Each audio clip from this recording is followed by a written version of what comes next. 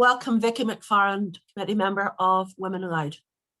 Hi everyone, and thank you so much for being here tonight for our final event of our Women Aloud NI festival that has been running for 7 days. We've had panels, we've had workshops, we've had podcasts, we've had 2 performance events. This is the second one. And we had a beautiful special edition of the Bangor Literary Journal as well, just for Women Aloud, which was fantastic. We want to thank everyone for coming tonight. Thanks to everyone that has come to any of our events. We've been blown away by how many people have been turning up and engaging. Thank you to everyone that has shared anything on social media, and to obviously every single person that has done anything for this has done it free. So thank you to all the people that ran workshops, took their time to design them and make them just for us. Those were fantastic. I went to a couple myself, they were brilliant. We've had great feedback from everyone. Thanks to all the panelists that came. We had great people come and do all sorts of panels on different things, and to everyone that came and watched, and thanks to Liz tonight, and also thank you to everyone that hosted and co-hosted any of these events too. We've been really grateful. So Women Aloud and I are writing group supporting women writers across Northern Ireland and from Northern Ireland, and so if you are one of those, you are welcome to join. We've had lots of people join during this festival, and we're going from strength to strength, so there will be more and more happening over the year. That's it from me until I come back to tell a story. I'm really looking forward to tonight, so let's all just sit back and enjoy some good old yarns. Thank you very much, Vicky. Thanks very much indeed. So I'd like to thank Moira Donaldson, who's a member of Women Aloud, who's co-hosting and letting people in while I'm gabbling away here. Fantastic poet. Some of you probably know her work well, and she's got a new collection coming out very soon. But so Moira's there. I thought before we start, just to be serious for a wee minute, all over the UK at the minute, there are vigils taking place for a woman called Sarah Everard, who sadly was murdered in London this week. And I know there are vigils taking place in Northern Ireland as well. So I just wanted to think about her and many of the other women who have lost their lives over the years. I think it's just very important that we mark that. Women Aloud, you know, welcomes men in our meetings. It's not like a sexist thing. We love people to come along and listen. And we do, we value the very wonderful men who are out there. But I think it's very important that there's certain solidarity amongst us women too. So with that, we'll get on with our evening. We've brought together, there should be 13 storytellers, all but one live in Northern Ireland. Some were not born in Northern Ireland, but have chosen to make this place their home. And so I think it really represents the diversity of our community. So I'm really looking forward to welcoming them. Our first storyteller that's coming in tonight is going to be Gail Johnson. And Gail is taking a course with me at the minute, the Open College Network Level 2 course in storytelling. And I'd like to welcome her. I'm going to just pause the recording, Gail, at your request, and then we'll see who comes up after that. We might well have Karen Edwards after that for a story from a different part of the world. So, and these poor women have no idea when I'm going to put them on, because that's just the way I do things. So welcome, Gail. Thank you, Gail. Thank you so much. In my introduction, I didn't say that Gail lives in Bangor with her husband Peter, and she's a regular at Bangor Yarn Spinners, but she's completing the Open College Network course, the Level 2 course, which has its finale tomorrow. So she's been doing a course with me as well, and really lovely. Thank you so much indeed. And from Bangor, we're going round the coast. We're going up to County Antrim. We're going to Carnlough, County Antrim, where Karen Edwards is. And again, Karen is one of the team of Armstrong Storytelling Trust storytellers. She's working at the minute with a group of people living with dementia, and she and Madeline, whom you'll hear later on, are working together. So welcome, Karen Edwards. You're going to record this? It's recording at the minute, Vicky. Fine. Thanks very much, Liz, and it's just lovely to be part of this event. Thank you all for being here. The story that I'm going to tell you comes from another part of the world. It comes from Senegal on the west coast of Africa, and I hope you enjoy it. Have you ever wondered what happens to the wind when the world is calm? Well, the truth is that is when the wind sleeps. But in order to sleep in peace, the wind changes with a number of different disguises. Sometimes he takes the form of a great fallen tree in the jungle. At other times, he becomes a softly undulating grassy plain. And sometimes he changes into a beautiful African prince, sleeping silently under the spreading trees of a baobab tree. One day, there chanced to pass by a young woman from the nearby village of Maka. Her name was Anamata, and as she drew the water from the water hole with her pitcher, she hummed contentedly to herself, failing to notice the sleeping prince. But when she turned around to go back to the village, she stopped suddenly. What was that noise?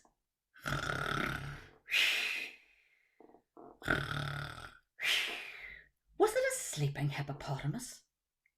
But when Anamata looked, there was a much more attractive prospect on the ground.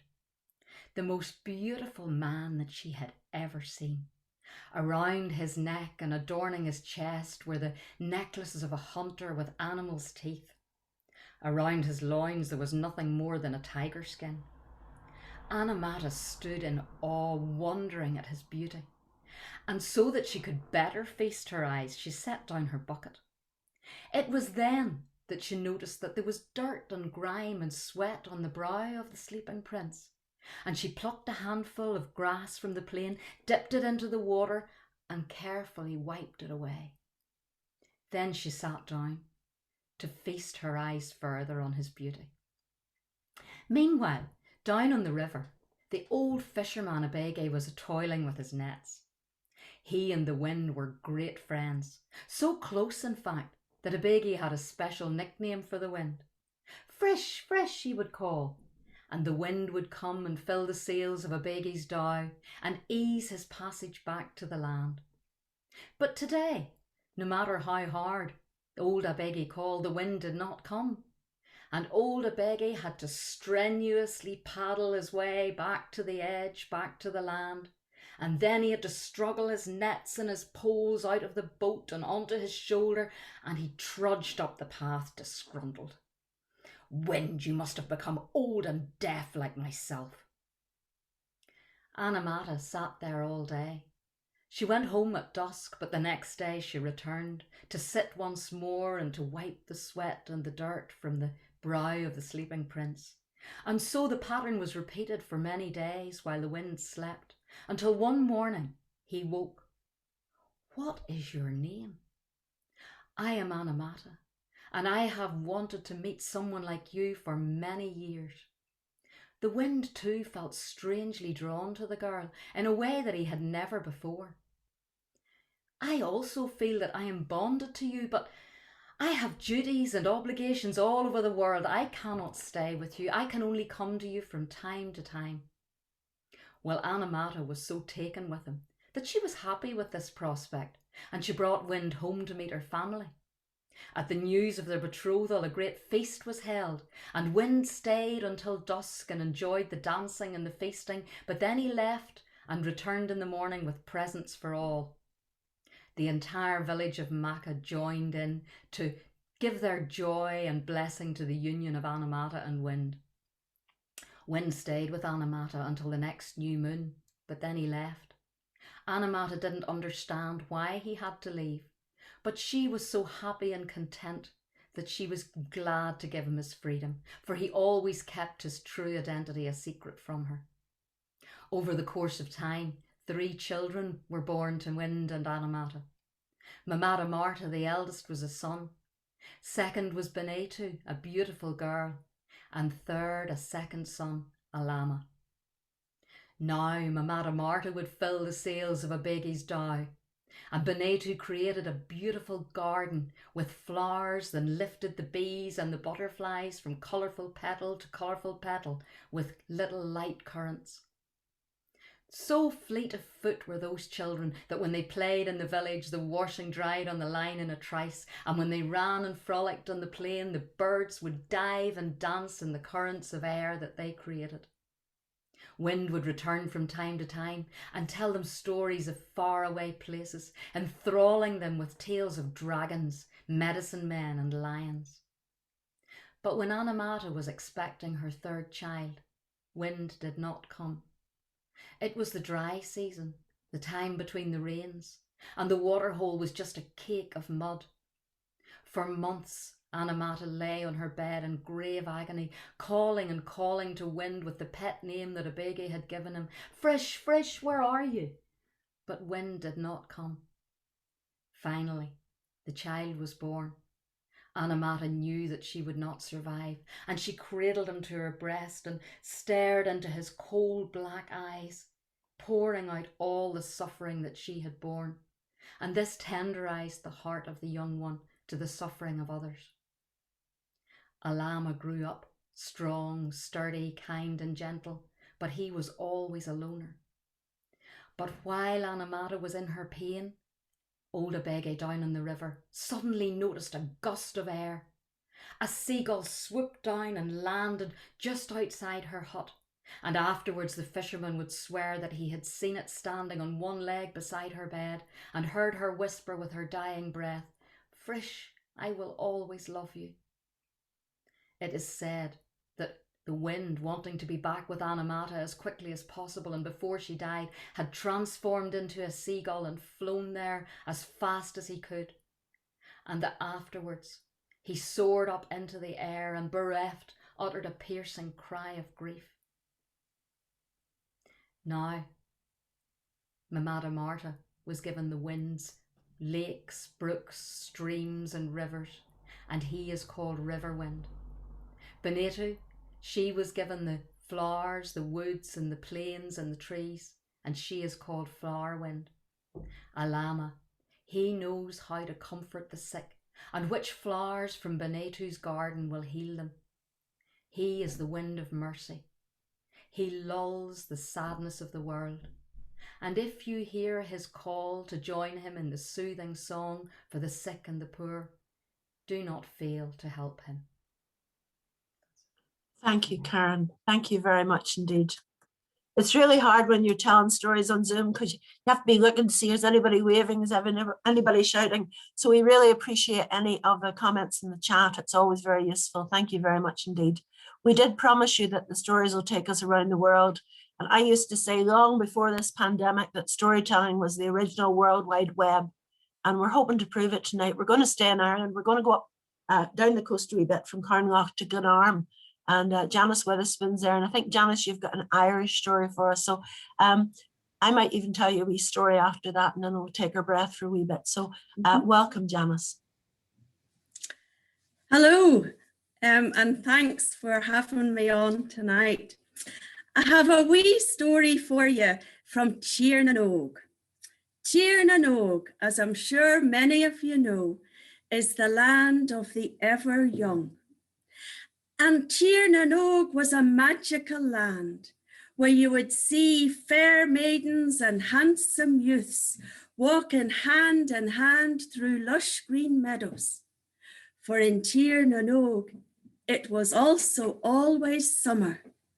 The trees always had their leaves on them, and you could pick a piece of lush ripe fruit at any time. Now, Tiernanog was the heaven where people who passed over from this mortal plane went. But some of those old people didn't want to stay in their young forms ever young because there was a price to pay, and that was forgetfulness. You would forget all the times of your life on earth, and you might even not remember the faces of your loved ones.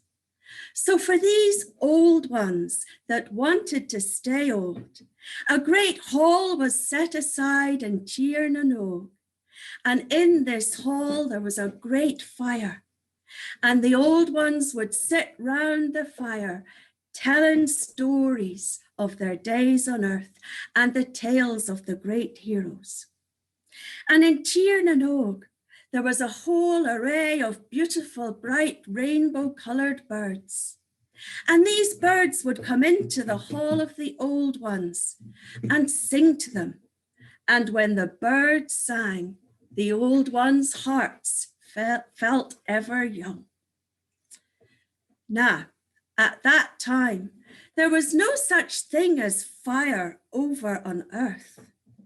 And in amongst the beautiful rainbow birds, there was one little brown bird that would fit into your hand, a plain little bird.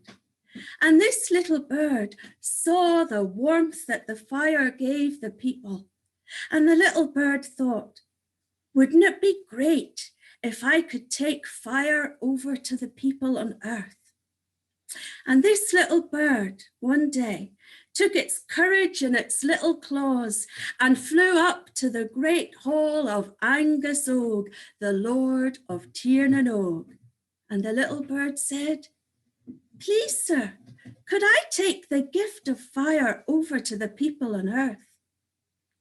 And Angus Og thought for a while, and then he said this, you are very brave, little bird. If you can go to earth and find there a human being wise and kind and good and brave enough to receive the gift, then yes, you may take it. And he took a burning brand from his own fire and he touched the tail of that little bird that would from that day on be known as the firetail. And the firetail fluttered with all the colours of fire. And then it left Tiernan Og and flew across the silvery blue waters to earth. And when it got there, it waited on a bush for someone to come to give the gift to. Well, a man came and the little bird fluttered the tail, but the man didn't understand. He tried to grab it. And the little bird got frightened and flew into the forest deeper and deeper. And in the forest, the little bird met Wise Owl and asked Wise Owl what to do. And the owl said, we'll ask the other birds, the larks, the gulls, even the wrens, to go and spread news of this gift in all the land, so that the worthy one may be found to receive it. And this was done, and the little bird waited in the forest. And soon, heroes and champions and great chiefs began to arrive in the forest, each one claiming why they should be the one to get this gift. I killed the dragon of 7 heads with nothing but my sword, said one. Humph, said another. I killed the 9-headed serpent of the sea with my bare hands. And soon the words turned to weapons and they began to fight each other. And the little bird flew away from that place, away and away. It flew far, far until it was so exhausted it could fly no more, and it fell right out of the sky and landed on the ground. And there a little girl picked it up and she took it to her mother and said, Mother, is this little bird dead? And the mother looked at the little bird and said, No, there's a flutter in its heart. You make a nest for it, give it some water, and when I'm done with the work, I'll give it some curds. So the little girl, she made a nest, and the little bird lay in the nest, and she gathered water in a leaf and dropped it into the little bird's beak. And from the nest, the little bird looked up. It looked at the mother as she went about her work, feeding her children and then feeding the animals and hoeing the garden. And the little bird thought, maybe this is the one. And when the woman had finished with her work, she came to the bird and gave it a little bowl of curds. And the little bird looked up and said, Are you brave and kind and good and wise? And the mother said, Oh no, she said, I have no time to be doing brave deeds. I'm too busy looking after the family and the animals. And then there is the garden too. and the little bird knew it had found the one worthy of the gift. It asked the little girl to fetch more twigs, and she made a bigger nest. And then the little bird fluttered its tail, and the nest came alive with the flames of fire. And they sat round it, and it gave them comfort and warmth. And when the father came back from the hunt that evening, they all sat around the fire. And as they watched the flames awoke in them pictures, and the pictures became stories and songs. And these stories and songs were the stories and songs that were the gifts from the old ones in the Hall of the Old in Tirnano. The gifts of stories and songs that if we keep telling them and singing them, will keep our own hearts forever young. Oh, lovely, lovely, Janice. Thank you. I think you'll see from the comments, I'm not the only one that thinks that. It's such a privilege to introduce these women who are all very dear friends. They always say as a host, you should never say you're a friend of the person. That's in the rule for emceeing. You never say this is a friend, but I'm so proud to have these women as my friends, and they've been a great support to me. Many of you know that this has been a very, very difficult time for me, and these women have been great. And Karen and Janice are actually going to be featuring on 4 nights of stories from Sunday through to St. Patrick's Day. The Glen Storytelling Group have made a 1-hour video every night, which is going to go on at 7 o'clock on the Armstrong Storytelling Trust page. It's actually the Armstrong Trust who got funding from the Heritage Fund. So I'm managing to cover all bases and thank everybody in this. But I'm going to ask my niece, Nandi Jola, to stand by for after me, but I want to tell you a story. I promised would take you around the world. So I'm going to take you from Northern Ireland to India. And if I was being technical, from Northern Ireland to Pakistan. It's far from Pakistan. I was reared in Ballymena, County Antrim.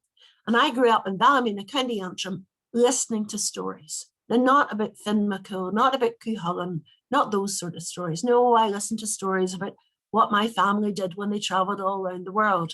And growing up in Ballymena, I thought, I'll never get to travel around the world. Well, little did I know. But anyway, my favorite story is my mother's story. People in America will know that in America, personal storytelling is very common, whereas here in Ireland, we don't often talk about ourselves. In fact, I'm not going to talk about myself now. I'm going to talk about my mum. And this is she. You can see her there. This is probably, she was probably younger than this photo when the story happened. Long before I was born, my father, my mother, my sister, and my 2 brothers were living on what was then called the northwest frontier of India. They lived in Rawalpindi and up in the hills in Murray. But that part is now part of Pakistan. My father was fighting on the northwest frontier, the border between Pakistan and Afghanistan as it is now. And sadly, that fighting continued for lots and lots of decades. Anyway, they left there. They came down by train all the way to Bombay or Mumbai, and they embarked on ships to bring them back, with the eventual destination being Armagh.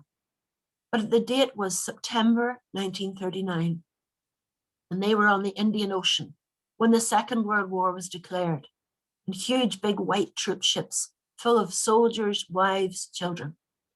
And so the ships had to put into Mombasa in Kenya, in East Africa, to have camouflage paint put on them. And I often ask children, what color do you think they painted them? And they go blue. No, I'm going, no. Battleship gray. And while the men were busy there painting the ships, the women and children had picnics on white sandy beaches. My mother described the coconut trees, and we boys going and bringing them fresh coconut.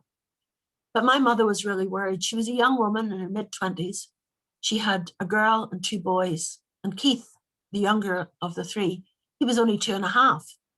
And although they had life jackets for the children, well, Keith was too wee for those life jackets. And my mummy had a friend who had a baby just 6 months old. And what were they do with her? So my mother had an old Singer sewing machine, the old hand Singer. She took it to India. She made her curtains there. She made all the curtains. She made all my clothes with that. But she had it with her. So she ran up a couple of life jackets using cork and nappies, or diapers as you'd call them in America. She made these little life jackets for the children. Our family went onto a ship called the Britannia. Her friend's family went on a ship called the Yorkshire, and the ships made that journey, and you know your geography as well as I do, up through the Suez Canal, out through the Mediterranean, past Gibraltar, up past the coast of Spain. And the convoy was spread out. They could see the other ships quite at a distance. And my brother Billy was on deck playing when he saw a torpedo shoot through the water and bang, hit the Yorkshire. And the Yorkshire exploded and sank very, very quickly. Our family's ship had to switch off their engines because the submarine, the U-boat, was lurking underneath. My mother describes standing there in her hat and gloves, without which no lady would go out in any circumstance, holding these 3 children by the hand. She said, my God, if these children have to go into the water, they'll never survive. Well, you know, because I'm here, they got the all clear. And they made their journey all the way back up to Liverpool. And she said they got a coal boat back to Belfast. And they ended up with her standing in Jail Square in Armagh with 3 children and all of her possessions in army boxes around her. And she said, if ever I get a roof over my head, I'll never leave it again. She was fed up traveling from pillar to post. And they moved into the house in Ballymena in 1940. And that's where I was brought up. And that's where she lived until she was 92 years old. But many of their friends had drowned when that ship went down, including her friend. And in those days, the only place you could go and see the news was the cinema. Pathy News. And they went to the cinema in Armagh to watch the newsreel, the old black and white newsreel. And there on the screen, she saw a man carrying a precious bundle. And it was a wee baby alive in the life jacket that she had made. And that's the story I grew up with and I loved, and I listened to it for years and years and years. And it wasn't until my mother was 90, we went to an event, Flowerfield Arts Centre, wonderful art centre, World War II, what was it really like? And it was one of those nights, boys and their toys sort of a night, you know, there were tanks, there were people dressed as German soldiers, British soldiers, lots of Yanks, you know. And I was emceeing, my daughter was a journalist at that time, and she was, well, she's still a journalist, but she was covering that night, and she was there. And I, of course, opened it up for questions. I said, any question? Excuse me, said this very English voice that I knew could only belong to my mother. And she started questioning these men about why there was no retaliation when the Blitz happened in Belfast, why did nobody open fire and so on. And the BBC were there and they said, who's this woman? And I'm going, it's my mother. And Claire's going, oh, it's my nanny. But they came and they interviewed her and they put her on the internet. You can find her there, Nell Martin, Your Place in Mine. And they put her up there, and time passed, and we got one of those wee messages you get to websites from a Mrs. Olive James, and she said, I was that baby. My mother was drowned. My father and I were rescued and brought to Bordeaux. And I was able to tell my mother that 2 weeks before she died. So the reason I'm telling that story is that every one of you's got family stories. We often don't hear them until it's too late. And nowadays we're not even having a proper wake. You can't get telling those stories. So I always urge you, and I'm going to urge you all to tell your stories while you're alive and well and able to tell them. How I wish I could go back and ask more questions. So that's my story for the evening. And you know, I have over the years gathered nephews, nieces, adopted sons and daughters who've come through this barn. But it's my great pleasure to introduce a woman known to all of you Women Aloud, poet, I would say actor as well. She performs her work so beautifully. Would you please welcome my honorary niece, Nandi Jola.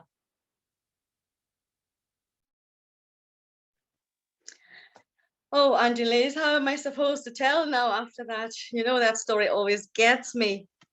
So thank you to Vicky, thank you to Women's Aloud. It was Angeles that got me into Women's Aloud. And I always wanted to get in, but I was just shy to ask because I just felt I wasn't good enough. I know, right? And there's no such thing. If you want to join Women's Aloud, there's no hierarchy. Just get in there and you'll be welcomed. So I just want to clarify that. On the day or night that it is, we have lost our King Zwelithini in South Africa. He was one of the Zulu kings, and he was a well-respected king. So he succumbed this morning to a short illness. So it's just a somber mood amongst us as South Africans. Myself, I'm Xhosa, so I'm going to tell a Zulu story. I thought just to honor his memory, but also about the village girls of KwaZulu-Natal. So this beautiful story is about a girl called Lungile. Lungile was a beautiful girl in the village of Natal. Most people said that it was not her face that made her beautiful, but it was her voice, her heart. She always had the heart to help the most vulnerable. And one of the elders in the village actually had a vision about Lungile. And she passed on the village that one day this daughter will be the keeper of the universe. So as Lungile grew up, she did everything that other girls did. She went to the river, she swam, she played, but her favorite thing was to be with the birds. It is in their presence that she felt the most beautiful, the most at home, you could say. She loved their plumage. She loved everything about the birds, especially the bird's song. Sometimes the girls would be envious and be jealous of Lungile and ask her, "Oh, Lungile, do you want to be a bird now?" And some would even tease her. "I think you can talk to them. I think they can talk to you." But she didn't mind them. So in Africa, we don't call sunset, sunset. We call it Ali Bantu Bahle. Ukuqenqgeleka ukuya emlanjeni, ngamanye amagama. So every evening, the girls love to go. This is the best time to go to the river. Of course, we know that the sun doesn't set until 11 o'clock at night. So evening time is the perfect time to go when it's all cooled down. After all, the temperature today in South Africa was about 42 degrees. So that'd be the best time to go and have a dip. Of course, there were other things that they would do. For example, they loved the wild berries. And all of them would look at each other and be playing games and asking, "Oh, what color is your tongue?" Mine is purple. "And what color is yours?" Mine is red. Oh, the girls love to play hide and seek, what we call uput. Lo and behold, the girls grew up and they had more responsibilities. So the time to go and play on a daily basis was a thing of the past. A girl's job in Zulu culture is in the house. It's to make her home, as you say, maybe in Irish. Kuthi sithi ukuqeqeleka ukuya emzini wakho ntombazana. Oh, Lungile, she had chores, cooking, fetching the water, looking after her mother and daddy. And her father one day asked her, "Lungile, Zap, hlala phansi. So, have you seen a man of your dreams yet? Or are you just waiting, as tradition would have it, for men to come knocking here and asking for a hand in marriage?" Oh, when her Baba Lungile said, "I haven't even thought about boys." And she was so shy. Oh, lo and behold, a couple of months or even years later, men started coming to ask for a hand in marriage.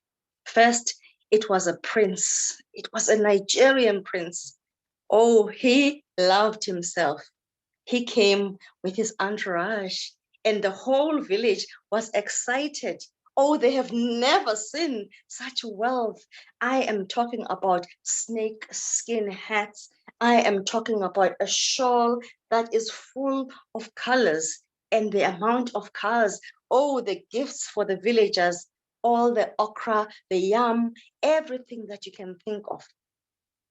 Lo and behold, they came to Lungile's home. And they were sat down, they were welcomed, and Lungile was brought, and she looked at the man, and she declined. "Oh, no, Baba, not this one." The prince was embarrassed, of course. After he'd made a sin, he was made to go back the same way he came in, but only this time, He was faster than the way he already came in. So he was not to be.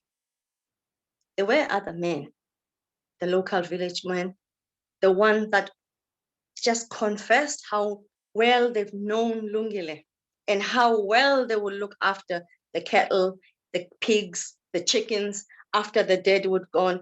But Lungile was not interested. Or we talked about men that came from far and wide. We even had scholars that came from England and wanted a hand in marriage, but not to Lungile. After years of this nonsense, the father said, Lungile mdanam, I am getting old, as you can see, and I would love to die. But I would also love to die having seen my grandchildren. Lungile thought, oh, Father, don't you worry, that will happen. When do you know? Oh, Lungile said to her father, I actually have seen the men of my dreams in a dream. Lungile's father laughed. Lungile said, just you wait, it'll not be long. So a couple of months went by and they were preparing. In Africa, you prepare a long time for a child for her wedding day. When she's born, you actually have to have a certain rituals performed. So when a child is born, a goat is slaughtered, the village is called, that's when we called imbeleko. When the child is a teenager, you slaughter another goat, that's when you call ukwamkela.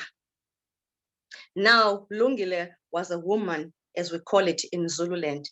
For when a child has a full breast, that's when you know that she is ready. So, lo and behold, when Lungile was sleeping, a black, beautiful bird came to her window and sang. Jobela was called the bird. Beautiful bird, if you look it up, it's got a long tail. And it sang and told her, Lungile, Lungile, sondela mntanam, inkosi yakho ikulindele emlanjeni. Lungile knew exactly what that meant. And out she went and ran to the river. And there he was, surrounded by birds. Birds perched on his shoulder. And he only turned and tilted his head to look at her coming towards her. Oh, he knew, and she knew. And from that day on, they were inseparable. So word got around the village that Lungile finally has found the one. The birds came around, and it is said that each of the birds dropped a feather, a different color feather. And with those feathers, the village women made the most beautiful wedding gown for Lungile. So on her wedding day, what else can we do but celebrate? They brought everything because this is the day that everybody has been waiting for, especially Lungile's father. He slaughtered his cows, the goats, the chicken, the pigs, the whole village. It was an event. And if you've ever been to Africa, if you've ever been invited to an African wedding, and you're thinking that you'll be going home the next day, you don't know anything. Weeks upon weeks of celebration, and the women doing their musical, la la la la.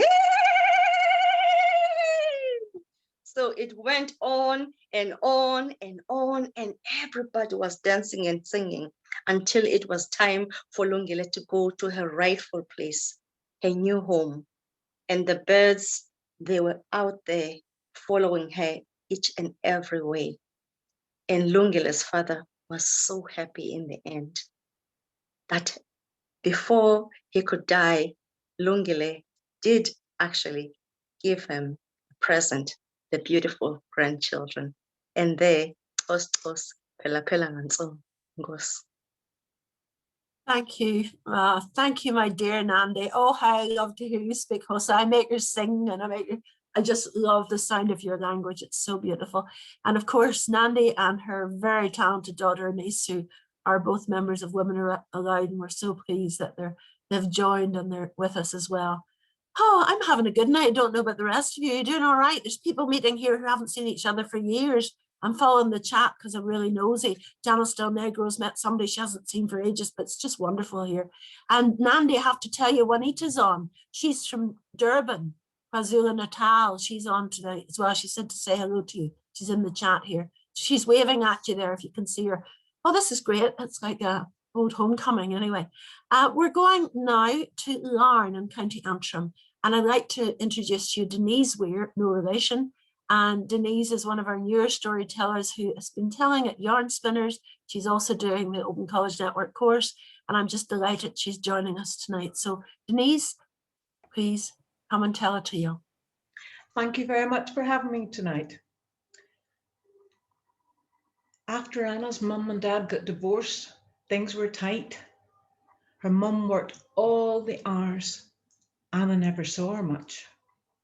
Her mum decided this had to stop. So she found herself a new job. She got a job as the head housekeeper at Woburn Abbey. And the best thing about that was that a house came with it. Anna and her mum moved in. Her mum went to work up at the big house. That's what everybody in the village called it. Anna went to school. Anna liked school, but it was getting to school she didn't like. She didn't like the minibus. It was a rattly old thing. And the driver kept a smelly, wet old dog in the below a seat. It was horrible. And two of the boys, they picked on her because of her posh accent. You know, she came from London. But Anna's favourite day in the week was Thursday. It was her mum's day off. She cleaned for the Mrs. Greys that day. So when Anna came out of school, she didn't have to go home in the smelly old minibus. She went to the curb and Mrs. Botts took her across the road. She said, "Come on, my duck," patted her in the head, sometimes gave her a sweetie. Off Anna went, round the corner. There she would see Miss Grey standing at the gate waiting for her. Mrs. Celia Grey. She was tall, slim, erect. Her mum said she was elegant. But one of the strangest things about her was she had a walking stick. It wasn't an ordinary one. It was a tall one that came right up to her midriff with a big round knob on it. It was white china with blue patter on it like you get cups. She carried it in one hand, took Anna's hand with the other one, and off they walked down into the kitchen where Miss Antigone and Mum were working. Miss Antigone always had cake for her, gave her a drink in a sippy cup. You know, one of those cups that you give a baby. Anna was much too old for that. She didn't mind because Miss Antigone allowed her to take it out into the garden. Out she went, down the garden, over the little stone wall, and looked up the rise.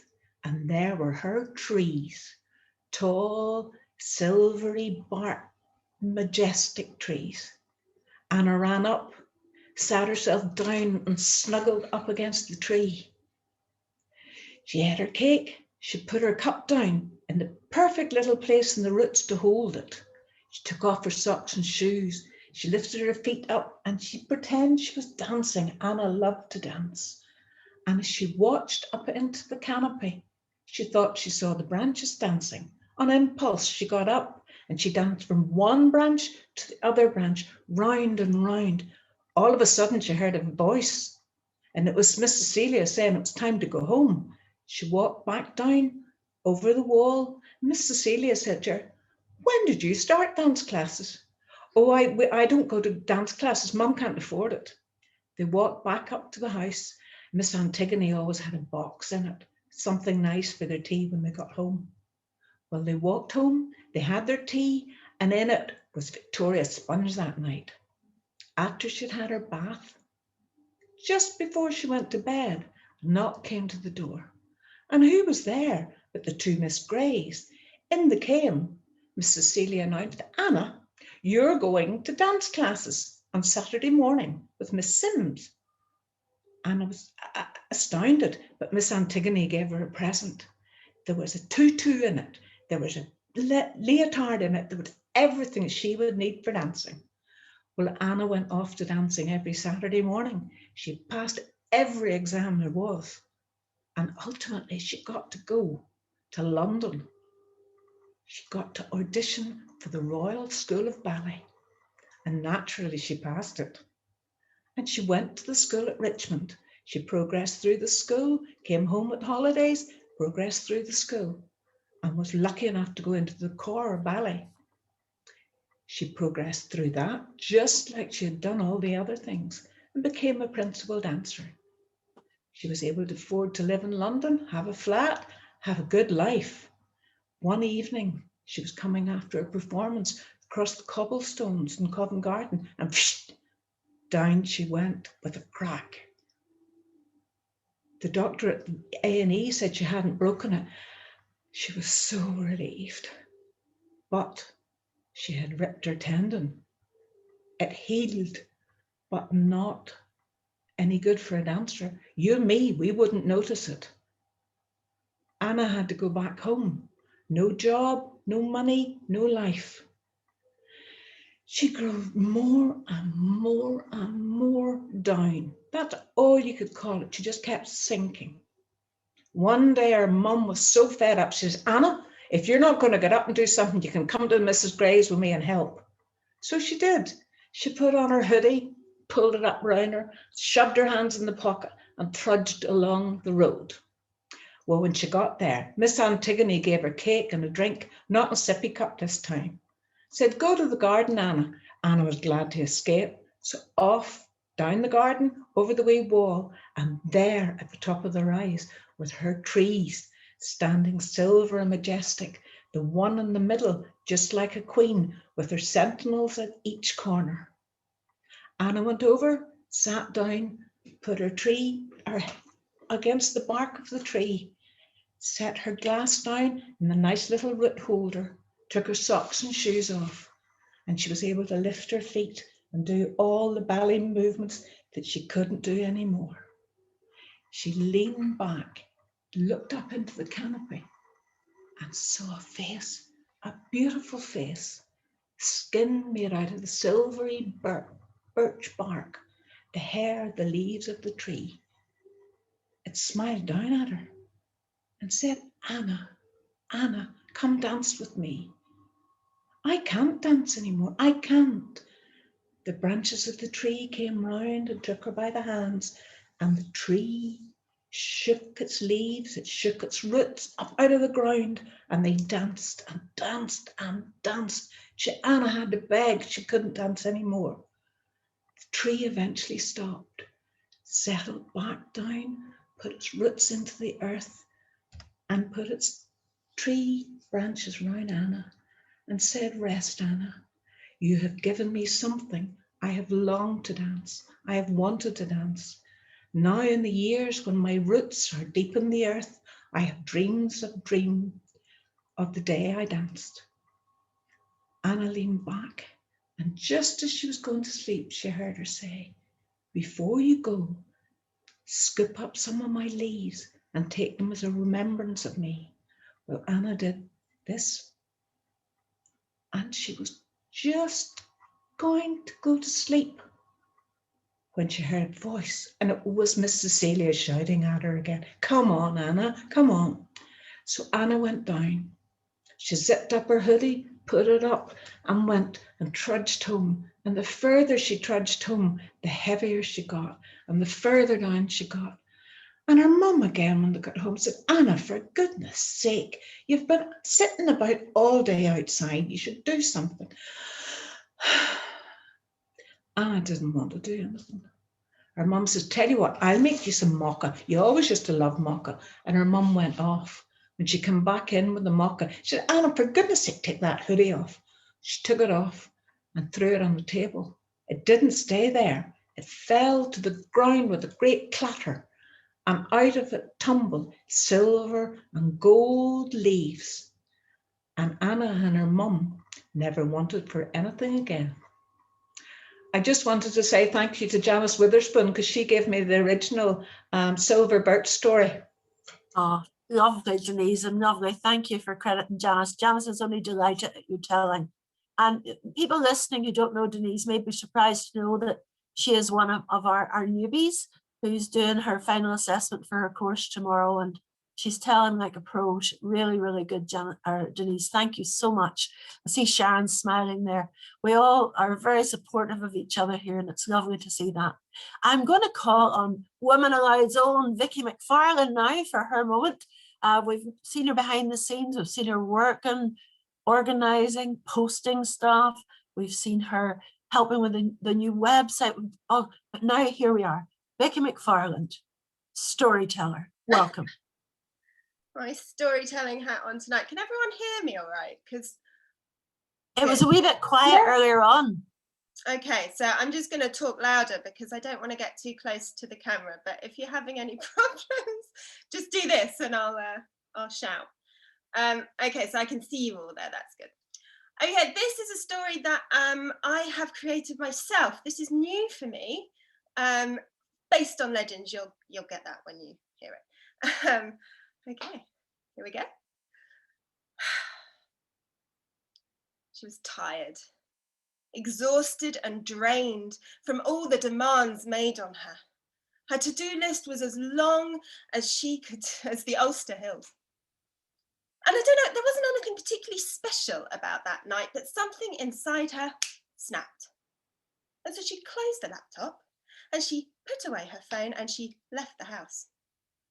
And she didn't even take her coat. And she walked barefoot down the stone steps and across the sandy beach. And when she got to the shore, the gentle lapping of the waves returned her breath to her. And as her breath came back, something inside her awoke. It was a sound. It was a sound she hadn't heard for so long. She had forgotten it was part of her. It was the sound of her soul singing. And as she stood there on that beach, letting the waves pull her slowly into the water, that song got louder and louder until it burst through every part of her being, and she plunged under the waves, and she was home. And as the water went over her skin, it rejuvenated her, and it tingled, and suddenly she was transformed back to her Selkie self. And she swam and she dove and she danced in the currents, and it was fantastic. It was the first time she had felt alive in, she couldn't tell you how long. And she swam further and further away from the little cottage on the beach that she had called home for so long, until finally she saw her Selkie sisters. And they were all swimming as well, so she joined them. And it was fantastic. And then a bubble appeared in front of her and it burst. And encapsulated in that bubble was a sound that had travelled out of the little cottage, down the stone steps, across the sand and over the waves. And it had sunk into the ocean to find its mother. It was the sound of her daughter, 15 months old, crying for her. And when she heard that sound, she was pulled out of her Selkie skin and she grabbed it before it started to sink. What kind of mother was she? She had left her daughter. She couldn't go back. She was not coping very well at all.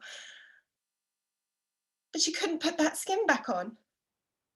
She would hate herself. And so caught between and betwixt these two different responsibilities, these two urges, she did nothing at all. She was trapped, motionless in the void, and she sank all the way to the bottom of the ocean floor. And when she hit that rocky bottom, she looked around her and saw there were others there just like her, withered away, holding on to their rotting Selkie skins, crying with shame and pain and guilt and self-hatred. And she couldn't be like them. She couldn't stay there. She couldn't keep doing nothing. So she pushed herself off the bottom of the ocean and she swam for the light. And it was the hardest thing she had ever done. It was like swimming through treacle. But she held on to the love she had for that baby and she kept on swimming and she held on for the feeling of being alive that she had had when she felt her Selkie soul sing. And she kept going until she broke through the treacle into the water. And there she saw her Selkie sisters. And they were swimming and she was in awe and she just so wanted to join them, but she couldn't. And the tears came down her face. And there was one there, a silverback Selkie, who came towards her and said, "What's wrong?" And she said, "Please, I don't know what to do. I can't go back. I'm just not coping. And I want to be with you, but I can't. Which skin should I wear?" And the silverback Selkie said, "Don't you understand? When you became a mother, your mother's skin and your Selkie skin, they became one in the same. You can't have one without the other. But when you put that mother skin on, your Selkie skin is on the inside, close to your heart.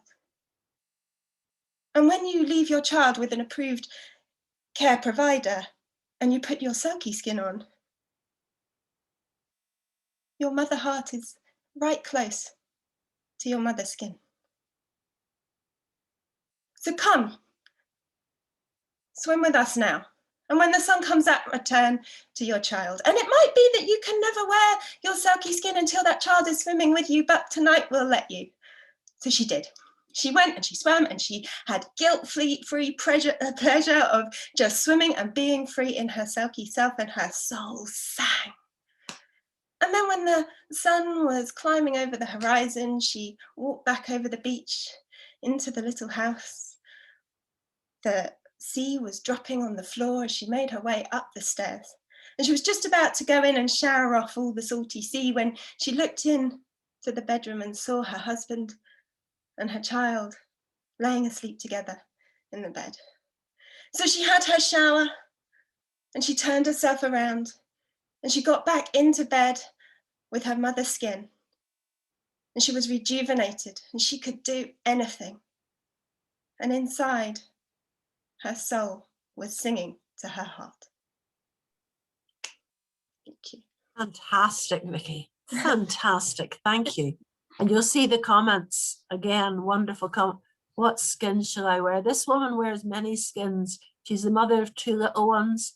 She's a professional storyteller. She's doing sensory stories, which is very difficult now online.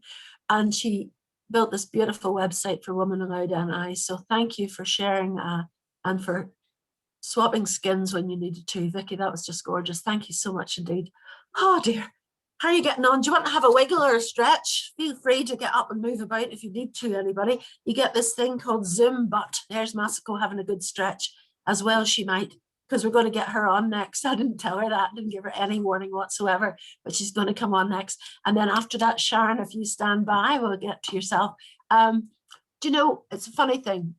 During, I think it was Embrace Week, one of those weeks, Community Relations Weeks, I went on with Crack NI, and there was Nandi and various other people that I hadn't met before who are now good friends. And I was getting them to tell stories in different languages. So we did the barking mouse. I'll maybe just tell the story actually. There was a family of mice who lived behind the wall in a kitchen.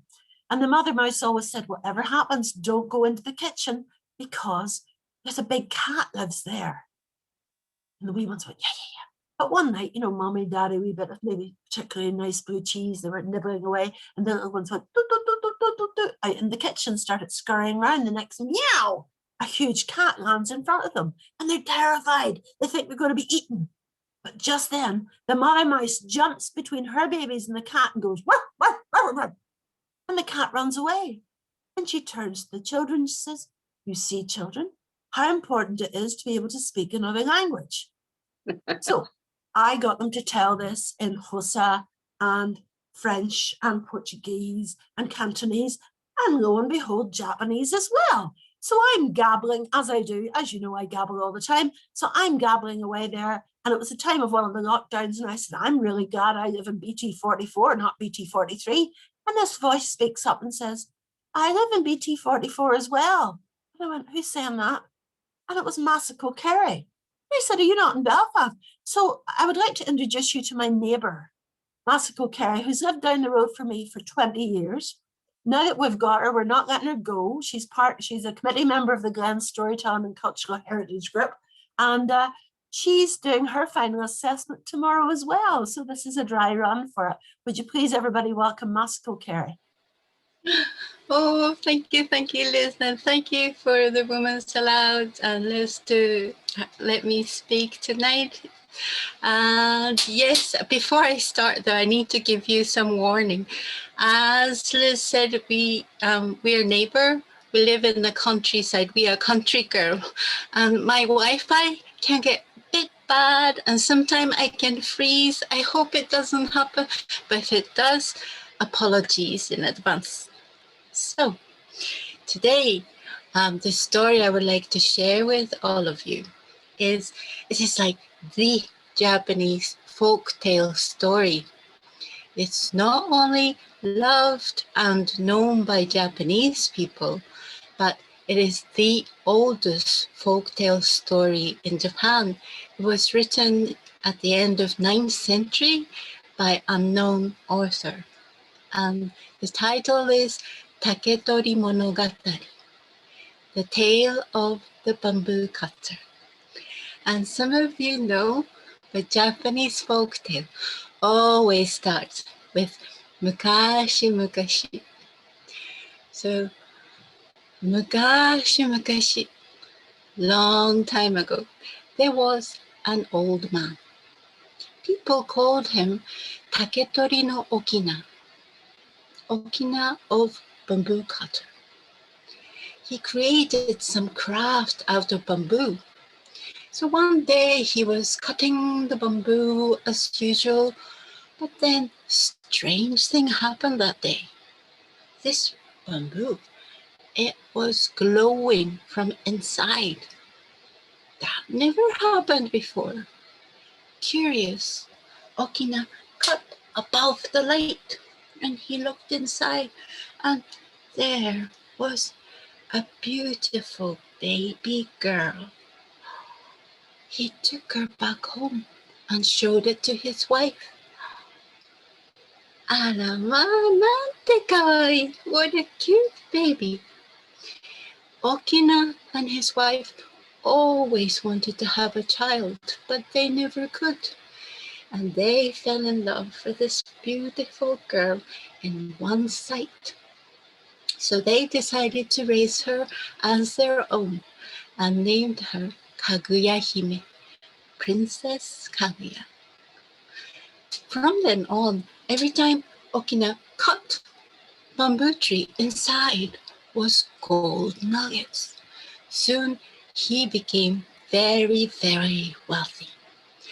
And as for Kaguya Hime, she grew up to become an extraordinary, beautiful young lady. And the word of her beauty spread across the country and attracted many, many suitors. But Kaguya Hime would say, "Oh, father, mother, I want to spend as much time as possible with you two. I don't want to get married." So Okina would refuse the proposal one after another, but there were 5 noblemen that he just could not say no anymore. So Kaguya Hime met with them and gave each one of them an impossible task. In exchange, if they can bring the item, she will marry that person. So to the first, I would like to have a begging bowl used by Buddha. To the second, please get me a jewel branch from the mystical island of Holai. To the third, I would like to have a robe made with Chinese fire rat skin. To the fourth, please get me a colored drill from the dragon's neck. And to the fifth, I would like to have a cowrie shell born from swallow. So each man started their task. Now the first one, he didn't want to travel too far. So he went to old temples looking for what it looks like.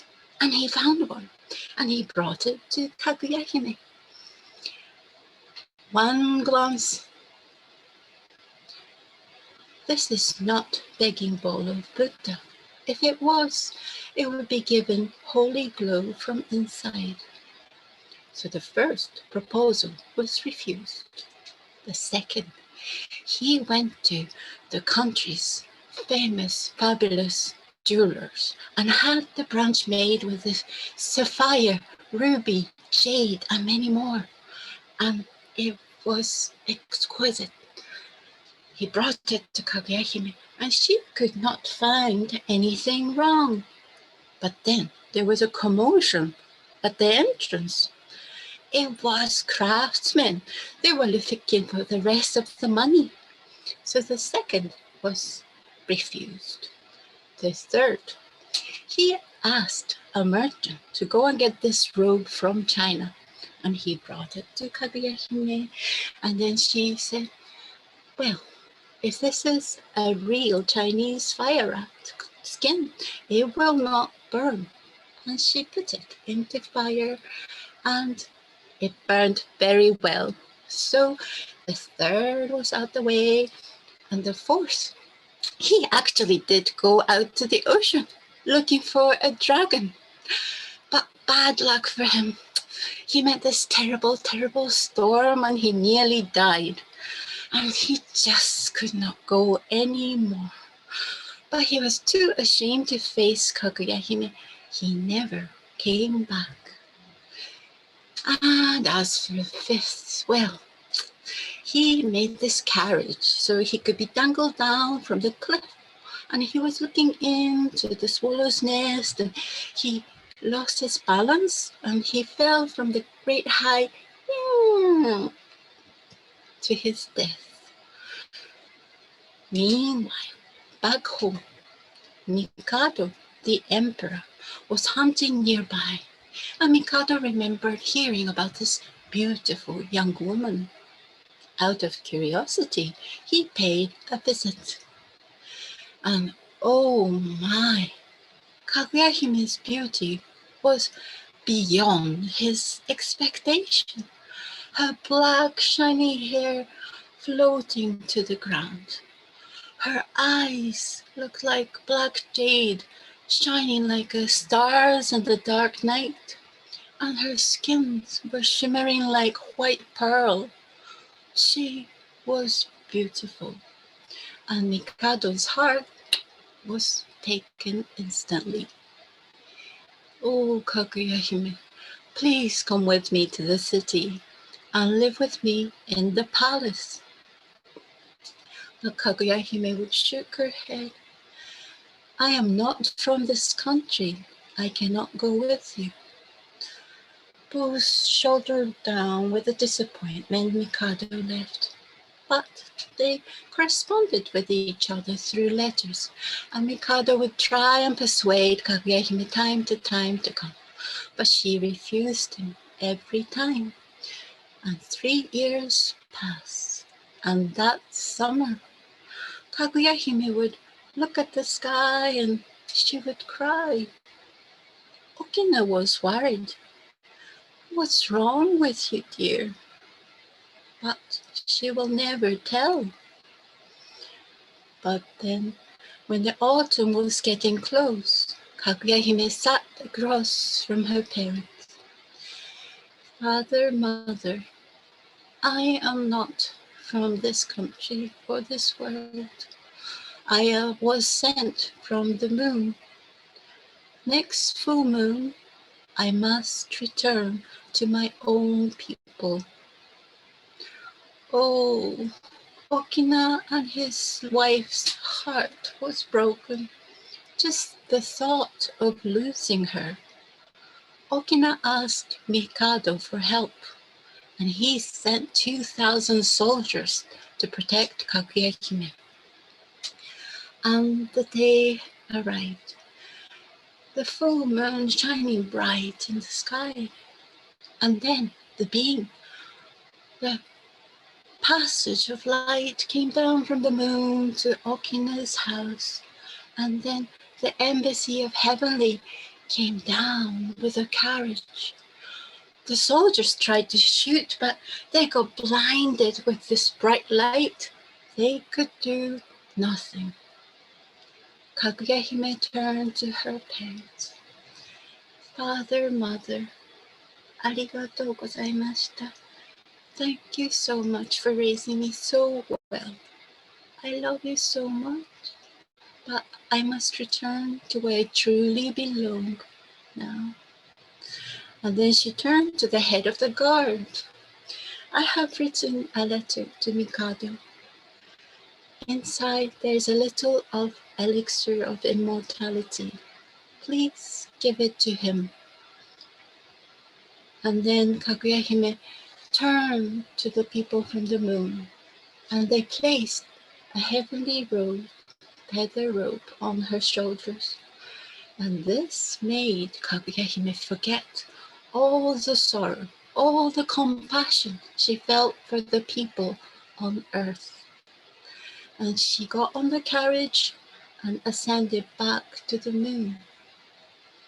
The guard went back to Emperor, and he presented the letter and explained what happened. Mikado read the letter. Overcame with sadness, he ordered his men, take this letter and elixir of immortality to the highest mountain in the country. At the summit, burn them both. He was hoping his message will reach distant princess that he did not wish to live on this earth without seeing Princess Kaguya. Arigato. Arigato. Thank you so much. Thank you, Masako. Masako's only been telling since October, just for people listening. And she's got her finale tomorrow afternoon as well. So that was her dry run for it. I was sitting doing an assessment there, Masako, you know. No, I wasn't really. I'm sitting having a good time listening. Thank you very much. So next we are going to Belfast to Sharon Dixon. Many of you may have seen Sharon in performance doing the Belfast Blitz, and it's lovely to have her with us tonight. Sharon, welcome. Oh, thank you so much, because I'm delighted to be here with you all. What wonderful talent here. I've enjoyed all the stories.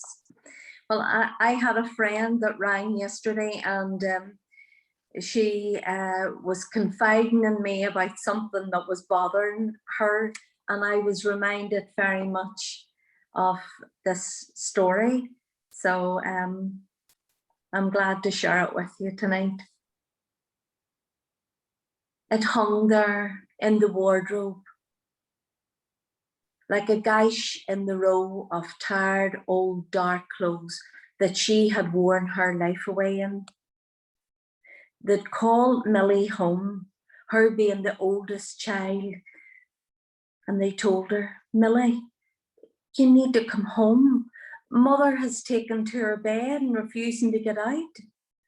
We've called the doctor and he has diagnosed her with depression. Depression, Millie thought. Not my mother. Her mother was always happy-go-lucky, always humming a happy tune, always a cheery word. Millie arrived at the family home and threw her case down in the hall, run up the stairs as fast as she could towards her mother's bedroom. And there she was met with a frail body, surrounded by fluffy feathered cushions. Her mother smiled the broadest smile, and her eyes, oh, they lit up and twinkled when she seen Millie. Millie hugged her mother and kissed her right on the forehead. But Millie seen something very strange. The wardrobe door was ajar a little, and as she got up and moved towards the wardrobe and she opened the door fully, there it was, hanging there like a gash in the row of the dark old clothes. She reached up and lifted down the most beautiful red dress. "Oh, Mother," she said, "this is absolutely beautiful." Millie held it up against her and swished from side to side, and the dress ruffled. "Mother, I've never seen this on you before." Her mother said, "I've never worn it." "Mother, it's not like something that you would wear." Millie's mother said, "Millie, come and sit down beside me, because I would like to right a few wrongs." "A wrong, Mother? You've never done wrong in your life." "Shh, Millie, sit beside me." Millie clasped her mother's hands, and they were much smaller than what she had realized. "You see, Millie, I want to undo a few lessons before my time's up on this earth." Her mother sighed a bigger breath than what Millie ever thought that her mother's body could ever hold. "Millie, I won't be here forever, you know. And I see some things now. I taught you good, Millie, but I taught you wrong." "Mother, you were the best mother that ever was." "What do you mean?" "Well, I always thought that a good woman would never take her turn, that she was just for doing for somebody else, like do here and do there, and always keep everybody else's wants and needs met and tended to, and make sure that yours is at the bottom of that heap. You always hope that someday, well, you'll get to them. But of course, Millie, you never do." My life was like that. Doing for your dad, doing for the boys, doing for your sisters, and for you. You did, Mother. You did everything that you could.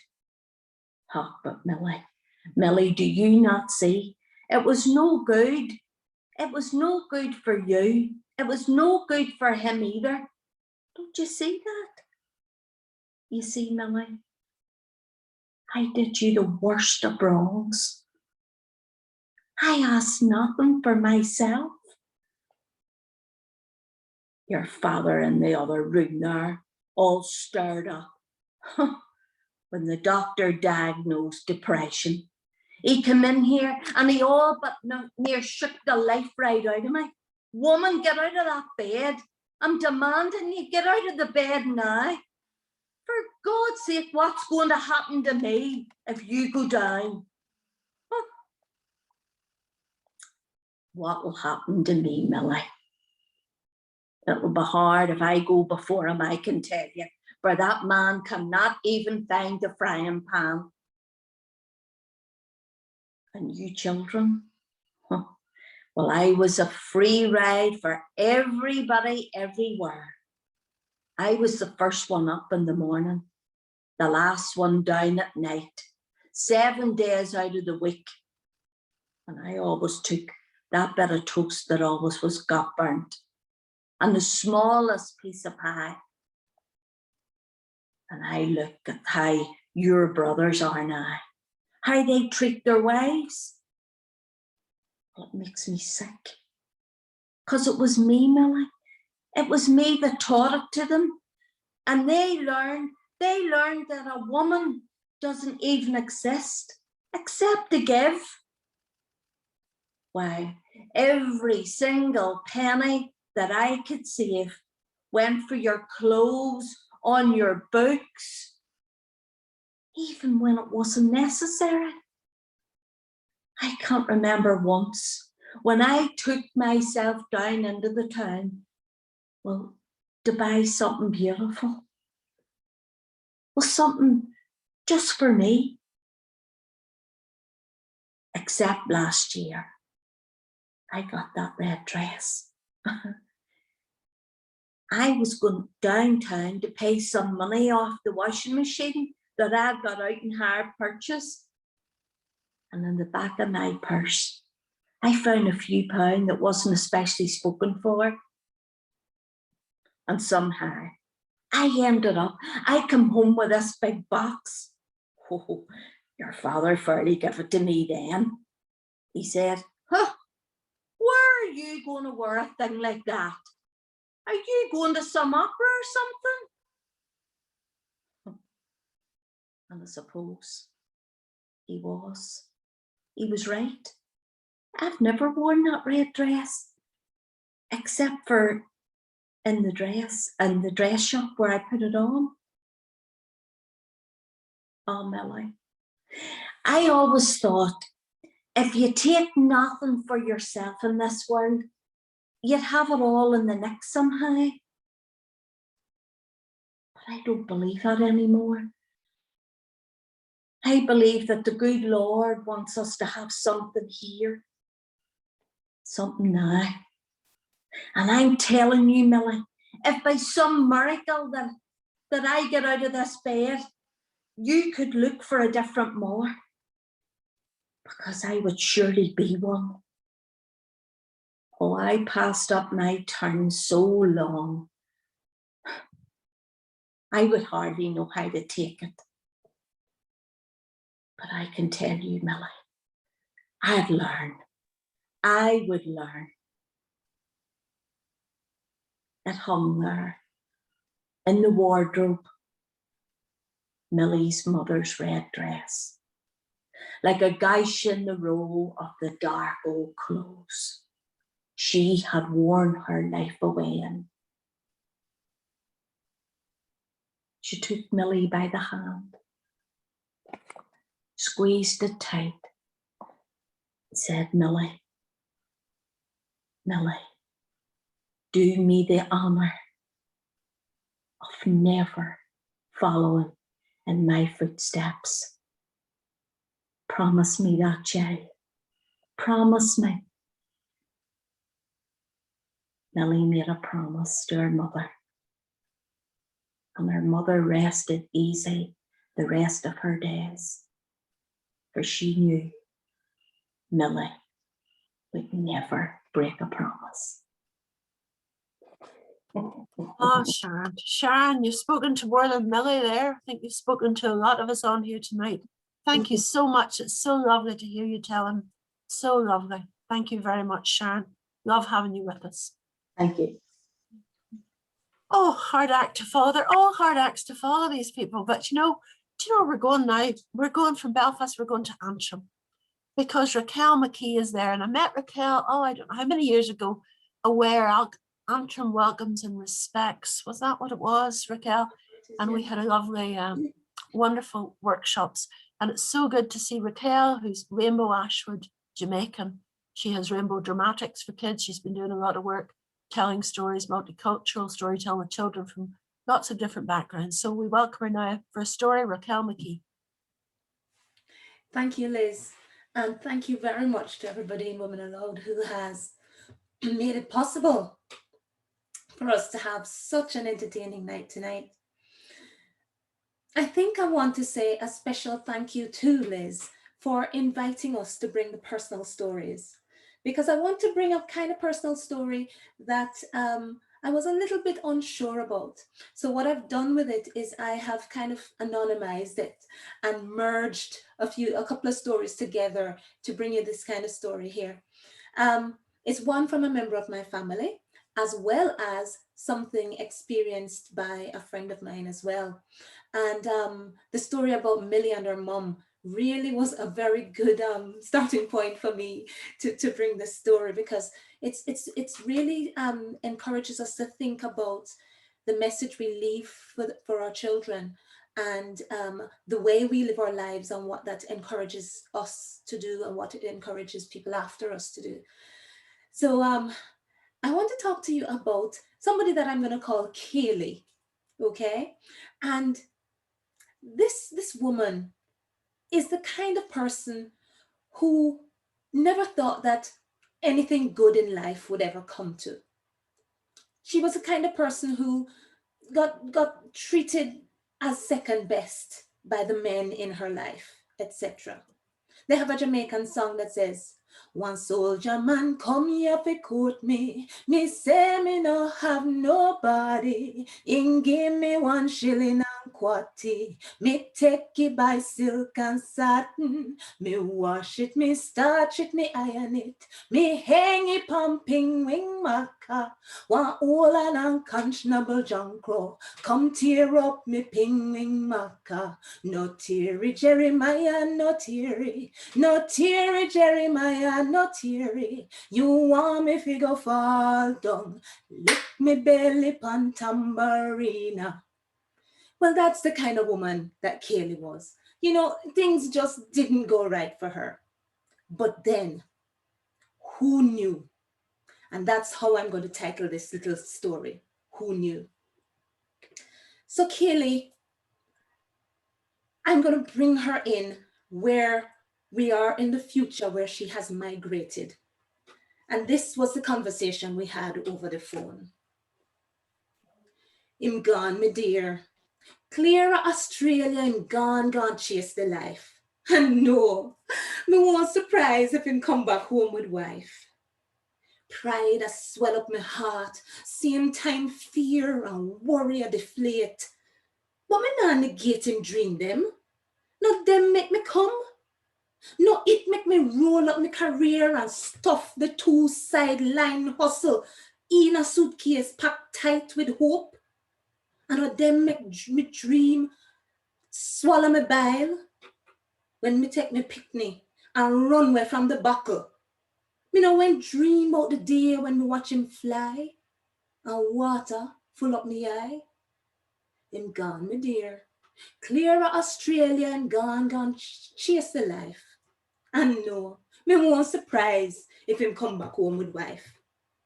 Me nah divulge the full 100 when me tell you say, the single mother life ya rough. Day and night, so some me one fi decide. Me one fi provide. Fi ride the wave them where success and failure send with the tide. So some me when people praise or criticize. So some me fi build the nest, fi nudge him out, fi watch him fly, fi cry. Him gone, my dear. Clear of Australia and gone chase the life. And no, me won't surprise if him come back home with wife. You see, Kaylee, when we meet her at this point in her life, she was larger than life. She was the life and soul of the party. She was beautiful. She was just radiant. Everybody loved being around her. She was hot. And the men knew it and the women knew it. Everybody wanted to be beside her. I mean, when she went into an evening's event, the mayor wanted to take pictures with her. You know, the photographers wanted to gather people around her. That was the kind of person that Kaylee was at this point. And that laugh, so infectious, close to the surface too. She always had her laugh nearby. So one day, I asked her about the laugh. I said, Kaylee, how come you're always so ready to laugh? She said, girl child, who laugh last, laugh best.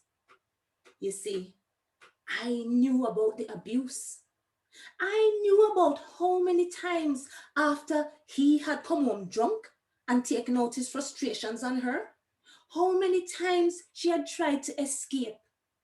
I knew about the time when she had nearly made it, but he caught her. And he blindsided her that night in a way that you could barely recognize her.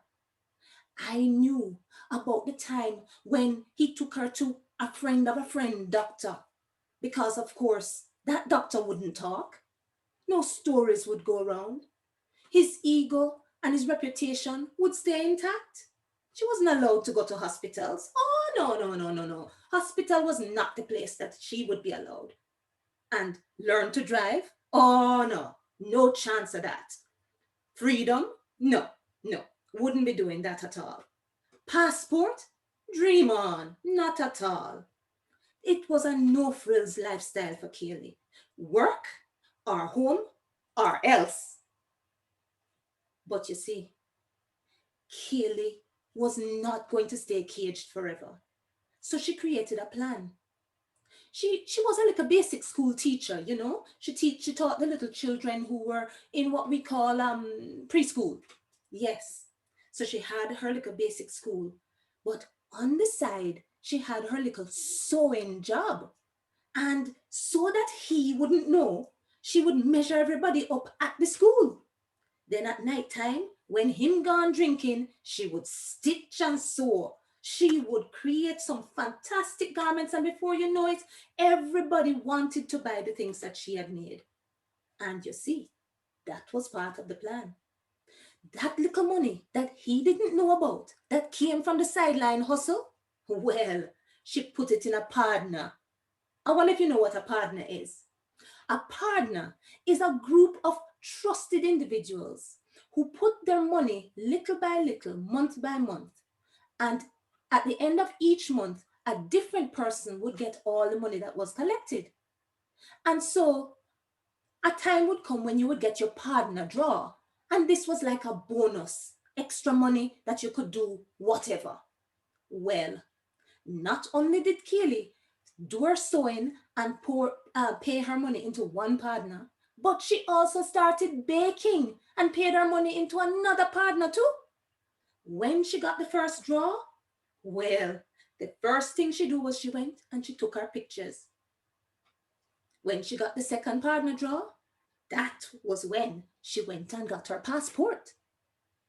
By the time she got the third partner draw, that was when she was going to buy the ticket. But to do that, she needed to enlist the help of a friend.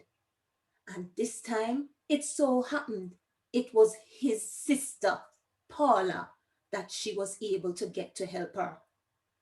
Paula went to town, you see, and she bought that ticket under the quiet, and she came home and pretended that she bought a whole box of grocery. Down at the bottom underneath it was the ticket.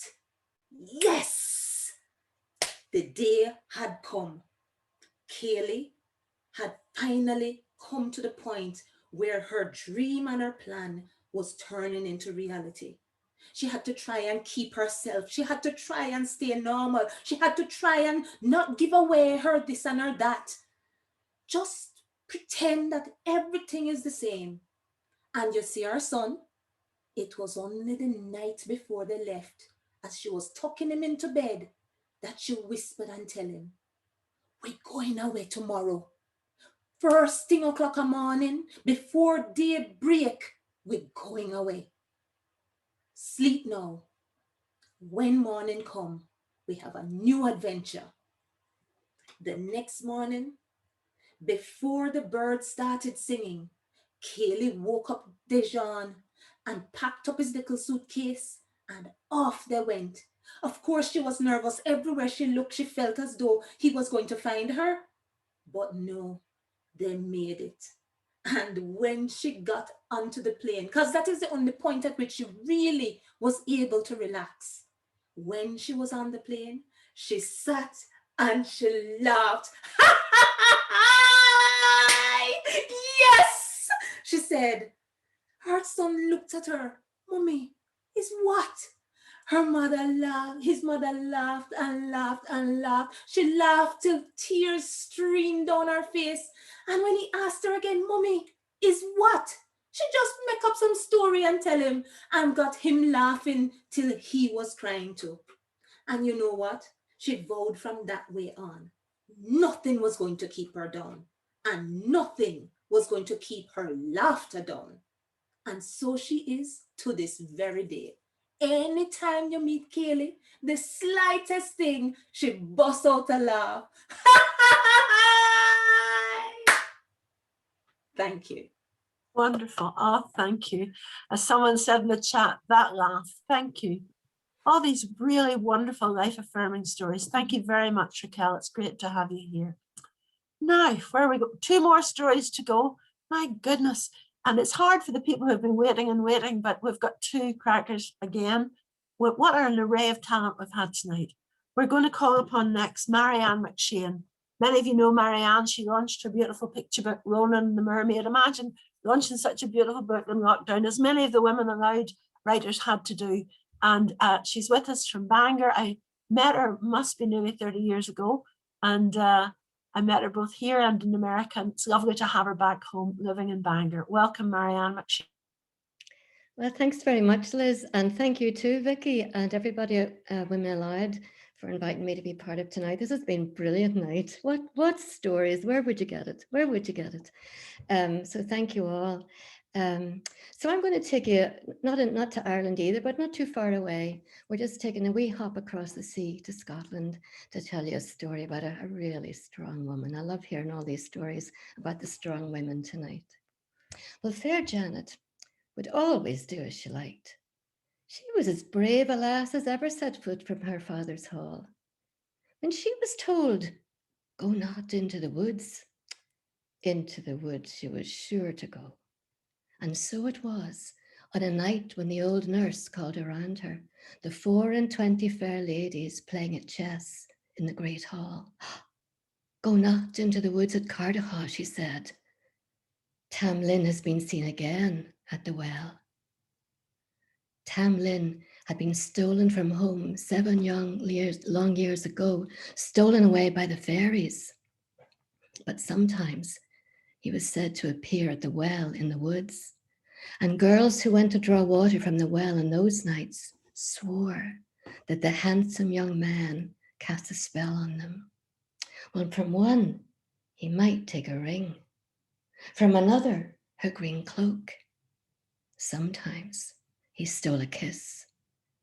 "Now and again he takes the girl herself," said the old nurse. And at this some of the ladies shivered, but none of them dared try their luck at the well in the woods, except fair Janet. She braided her long yellow hair, tucked her green skirt up to her knees, and set off for the woods as fast as she could go.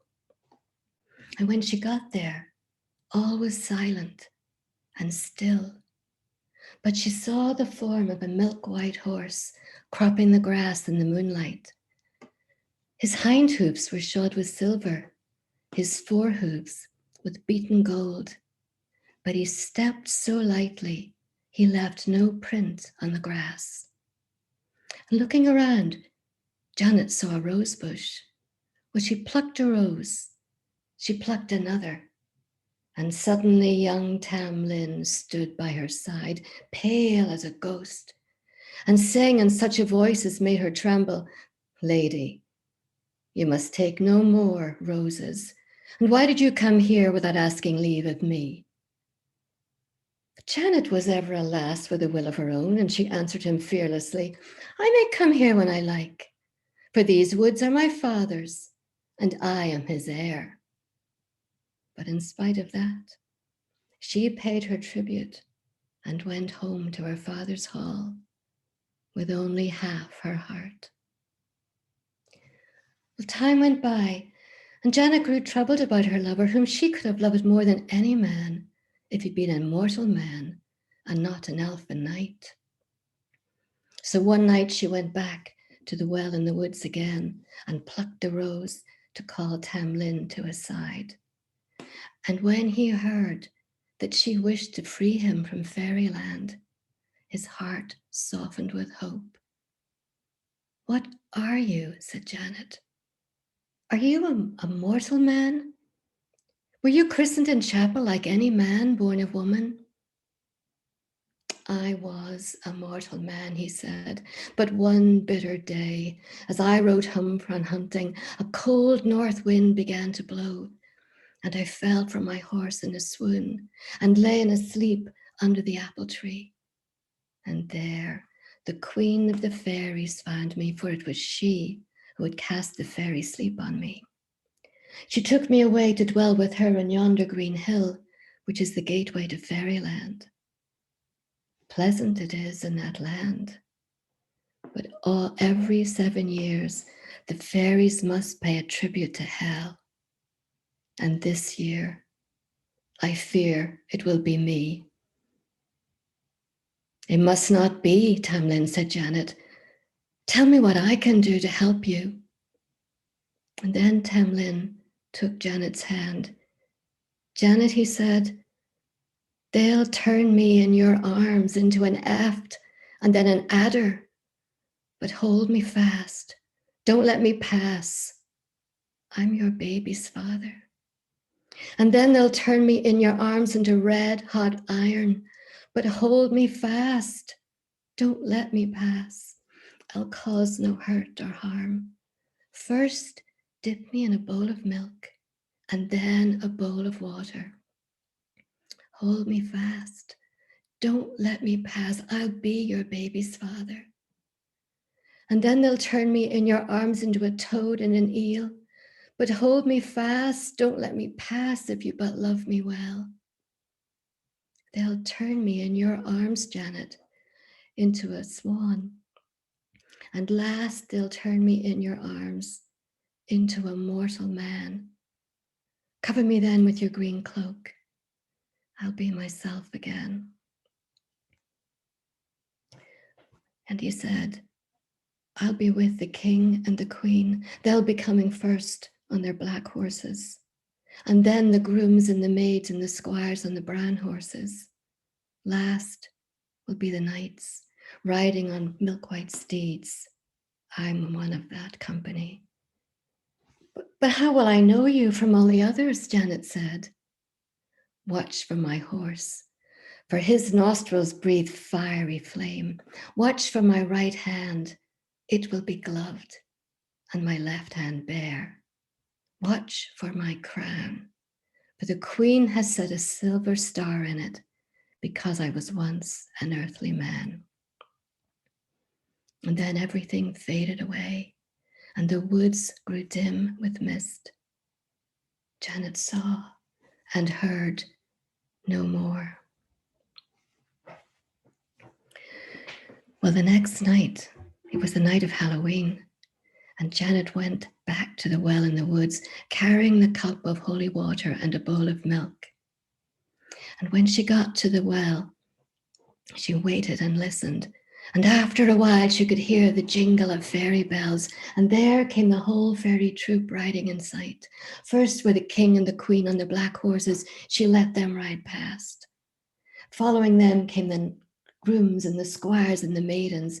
She let them pass. And last were the knights riding on milk-white steeds. She saw a horse whose nostrils breathed fiery flame. The rider's right hand was gloved, his left hand bare, and the crown on his head was tipped with a silver star. She pulled the bridle and took him in her arms and pulled him to her. And when she did, a terrible shriek went up from all around, and he turned into her arms, into an adder that turned and tried to take his fangs into her flesh. But she didn't let go.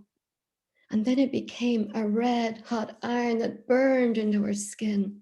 But she held on tight and dipped it and her hands into the milk and then the water till it was quenched. And she lifted it out, and he became an eel and a toad, and at last a great white swan, beating his strong wings till she could hardly hold him. But this noblest transformation was his last. And in a moment, Janet held in her arms the form of an earthly man, a living mortal man. And she covered him with her cloak and made him hers. And the queen of the fairies yelled out, "He's won! Cursed be the fair face of her who has stolen away the bonniest knight in all my company. If I had known what I know tonight, Tamlin, I would have taken away your eyes, given you eyes of wood. If I had known that you would love that girl instead of me, I would have taken away your heart, given you a heart of stone." And suddenly the fairies went away, and Janet was left with Tamlin, her own true love. And she took him by the hand and brought him back to her father's hall. And then word went out and the tale was told of the brave lass who had dared at dark midnight on Halloween to save her lover's soul. And though you would search the wide world over, they say you'll never find another pair like fair Janet and young Tamlin. Wonderful, Marianne. Really wonderful. Thank you so much indeed. Thank you. That was lovely.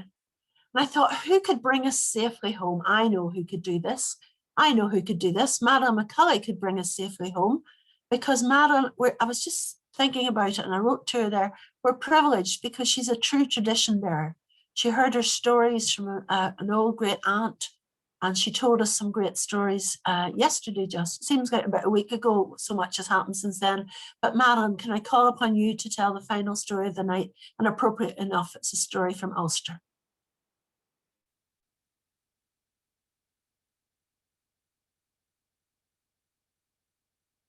There we are. Get you unmuted. There you go. Yes. I keep forgetting that I had an iPad which is touch, but this isn't. So I keep touching the screen of this and it doesn't work. Anyway, no, I was thinking, you know, of strong women that I've heard of, and really in our city. When I was an art student, a sculptor called F.E. McWilliam, his sculpture of Princess Macha was outside Altnagelvin Hospital, and it's still there. And I wondered what connection has Princess Macha to hospitals? And I discovered that in the 300 BC, Princess Macha had the first hospital in the world. And in our graduations here from the University of Ulster, every year there is a nurse receives the Princess Macha Award. So I thought that at this particular time, this would be a good story to tell about Princess Macha. And as I said, it happened about 300 BC, long time ago. And in Ireland at that time, there were 5 kings, and they fought among, as most men do, they fought among themselves, most kings do anyway. And that finally they decided this can't go on. And I suppose they had a sort of a peace process, and they decided to power share. And everything went very well until one of them died. And his natural heir was his daughter, Macha, Princess Macha. Well, there was ferocious dissent among the other 3. How could a woman possibly reign as well as a man? And they fought, and then they thought, maybe we'll try another way. And they tried to get her to marry one of their sons. Each of them approached her, and she refused them all. And they tried other ways. Then they decided, what else can you do with a woman? Well, you know, witchery is a very good way to try to dispose of a woman. And they knew that she could outrun their horses. She could swim the ocean faster than anyone else. She could jump across streams. She was a wonder woman. And of course, they began then to think, this is a way to get rid of her. Well, Macha caught on to that, and Macha decided that she would use whatever wiles that she could. So she made them believe a lot of things about her that weren't true, really, but they were ready to believe anything that she said. And she said one time, you know, all of the men that you sent into war will haunt you. And they began, every sound that there was at night, they thought, they have come back, and they locked themselves in their houses. They stopped caring for their cattle. Their pigs even stopped grunting. The cats stopped hunting. So the rats overwhelmed the farmyards, and even their horses were silent.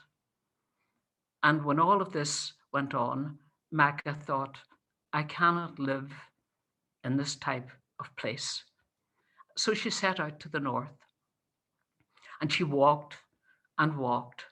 And finally she came to, when she was very, very tired and weary, she sat down and she saw the lights of a house, and she walked towards it, looked in through the window, just the space, and she looked in, and there was a man sleeping by the fire, and there were 4 boys playing around, and she looked to see if there was a woman of the house, but there wasn't any woman present. But she was so tired and weary and hungry that she wanted to have some place to rest her head that night. And she knocked on the door, and the older boy answered it, and she said, where is the woman of the house? And he said, my mother's dead. And he said, we don't know how to cook, we're hungry. Mother always did that. So she saw that there was a lot of food there, and she simply came in, didn't say another word. She cooked a meal and she served it to them. And the man woke up and he made no remark, but he ate the meal, and then they all disappeared off to whatever, their bedrooms or whatever. And she just got a blanket and lay down on the floor. And when she was there the next morning, she made breakfast, and that happened for day after day after day. And it just seemed to be that she was taken for granted. The work that she was doing was taken for granted. And then one day out in the field, she saw her, the oldest boy, having terrible problems with a stallion. The stallion was rearing up, and he was trying to hold him down, and then the stallion broke loose and ran. And she knew that this stallion was needed to mate with the mares. And she knew that if this stallion disappeared, then Concrew, which was his name, would find that his fortune was going, because he was quite a wealthy man. And she ran after the horse. She overtook the horse. She whispered in its ear, and the horse calmed down, and she led the horse very gently back. Well, Concrew saw this, and he was totally amazed. What woman could outrun a horse? And he said to her, that's amazing. I have never seen anything like that. How come you can do that? She didn't say anything. And he realized he should marry this woman. So he asked her to marry him, and she married. It wasn't a good match, because Concrew was not the best husband material. He expected her to do a lot of work on the farm as well, and she did look after the cattle and did the work in the house. And then she discovered that she was pregnant, and she knew by the feel in it that this must be twins. And she was so delighted, and she told him, and he was over the moon, of course, and he started to treat her a little bit better, not expecting her to work or to look after the animals in the way that she had done. And every month her belly grew, and she kept touching it, and absolutely besotted and in love with these babies that she was expecting. And everything was great until Concrew said, I want to go to the biggest fair in Ulster at Ardwacha. It wasn't called that then, but she went. He said, I'm going. And she said, please, please don't go. Don't leave me. I'm near my time. If something happens, I need you near me. And he said, woman dear, it's only children. You will be able to give birth. You don't need me here. And he went off. And she followed him down the road, and she said, please, Concrew, when you go there, please do not tell anyone how strong I am. Please do not tell anyone about how I can run as fast as horses. I beg you, keep this to be your secret. And he made the promise and went off quite happily. Well, at the fair, he met a lot of men that he knew. And of course, they were drinking. And of course, the tongues loosened. And then it came to the climax of the day, when the king's chariot race was going to take place. Now, the king had always won this race. He didn't realize that no one had the temerity to win the race against him, because they would suffer. But Concrew was in the middle of the crowd, and he shouted out, my wife can outrun the king's horses. And the king heard this, and he looked around and called, "Who dares to say that?" And the crowds parted. No one wanted to be the one that the king would lay an eye on. And Concrew was there and realized the terrible mistake that he had made. He had broken the promise that he had made to his wife. And he said to the guards, "Take him, bring him to me." And Concrew was brought before the king, and the king demanded, "What did you say?" Well, the king had a strong thing with a big ball with spikes in it, and he was swinging it. And Concrew was more terrified of that. And he said, I said that my wife could outrun your horses. And he said to the guards, "Go and bring her here." Well, the guards found out where she lived, went, and she was lying down with the back pains that come with later pregnancy. And they said, "The king demands that you come to race his horses." She said, "But don't you see that I am with child? I am almost ready to give birth." And they said, "We cannot go back and tell the king that you have refused. If we do, he will kill your husband." So she dragged herself to her feet and she followed them, and she went to where the race was being held. And the king said, "You can outrun my horses." And she said, "I beg you, do you see how pregnant I am? Please have pity on me. Please do not ask me to. When my babies are born, I will come and I will race, but please have pity on me now. I cannot run." And he said, "We shall kill your husband." So she turned to the woman and she begged them, "You all know the pains and the pangs of childbirth. You know how it is. I cannot possibly run this race." But they were afraid and they cast their eyes down. And then she turned to the men and she said, "Men of Ulster, please, please have pity on me." But the men did not. And she said, "You will suffer for the cruelty that you have brought to me this day." And the king said, "The race is ready to start." And she went to the starting place and the race started. And the king's horses went way ahead and she started to run and she caught up with them. And then she outran them and she got to the finishing post and she dropped, exhausted, tired, and her waters broke. And the twins were born on the ground at that space. She screamed in the agony of childbirth, as most women know how painful it is. And she was weak and felt helpless. And she called to the men of Ulster, "I call upon you to suffer the pains of childbirth. When your enemies come, you will feel the weakness and the helplessness that I feel now. And you will suffer for 5 nights and 4 days. And at your time of greatest need, the weakness will come upon you. And this will last for 9 generations. You men of Ulster, you will suffer." And with that, she lifted her babies and she took them back. And that place is called Eamon Macha, the Machas twins. It's now known as the Hill of Tara. Fort. Yeah, the Tara, yeah.